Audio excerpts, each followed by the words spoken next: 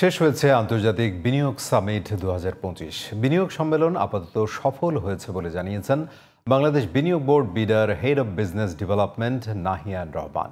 বিকেল 3:45 রাজধানীর হোটেল ইন্টারকন্টিনেন্টালের মধুমতি লাউঞ্জে আয়োজিত এক সংবাদ সম্মেলনে এই তথ্য জানান তিনি। আরও বিস্তারিত নাইম কামালের আরও একটি রিপোর্টে। শেষ হয়েছে 4 দিনের বিনিয়োগ সম্মেলন। দেশি বিদেশি উদ্যোক্তাদের কাছ থেকে মিলেছে বিনিয়োগ প্রতিশ্রুতি। দেশের বেসরকারি খাতের উদ্যোক্তাদের সঙ্গে বিনিয়োগ চুক্তিও করেছে বিদেশি অনেক প্রতিষ্ঠান। এছাড়া এই বিনিয়োগ সম্মেলনে নতুন নতুন কর্মসংস্থানেরও পথ খুলছে। সম্মেলনের শেষ দিনে আলোচনা হয়েছে 3টি বিষয়ে: দেশি বিনিয়োগকারীদের সাথে বিদেশিদের সংযোগ স্থাপন, বিনিয়োগের পাইপলাইন এবং ILO ও UNDP সেশন।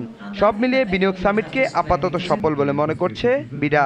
সংবাদ সম্মেলনে সেটি জানালেন বিডার head of business development Nahiyan Rahman. সেক্টরগুলোতে কি কি অপরচুনিটি আছে, কি কি পোটেনশিয়াল আছে ইনভেস্টমেন্টের, সেটা অবশ্যই একটা, কিন্তু এর বাইরে অনেক গুরুত্বপূর্ণ একটা জিনিস হচ্ছে আমাদের এই সেক্টরে আমাদের দেশীয় লোকাল ইনভেস্টমেন্ট ইকোসিস্টেমে যারা আছেন ওদের সাথে আসলে আমাদের বিদেশিদের কানেকশনটা করে দিয়ে সামনের দিনগুলোতে বিনিয়োগকারীদের সঙ্গে যোগাযোগ রক্ষার মাধ্যমে বিনিয়োগ ত্বরান্বিত করার কথা জানান তিনি।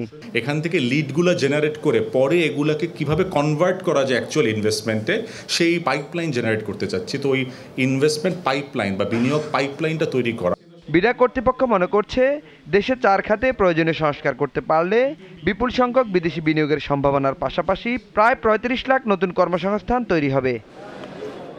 Naim Kamal, GTV news, Dhaka.